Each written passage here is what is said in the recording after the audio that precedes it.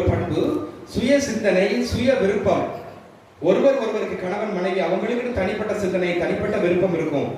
அதற்கு நாம் மதிப்பு கொடுக்க வேண்டும். இது முதல் வாசகத்துல 1 சாமுவேல் 1ஆம் அதிகாரம் 23வது வசனம். கணவர் எல்கானா, உனக்கு சிறந்தது எது காணப்படுகிறதோ அதை நீ செய். அப்போ எல்கானா என்ன சொல்றாரு? காணிக்கு செலுத்த போவோம் அப்படின்னு சொல்றாரு. அப்ப இப்பதான் குழந்தை பிறந்திருக்கு.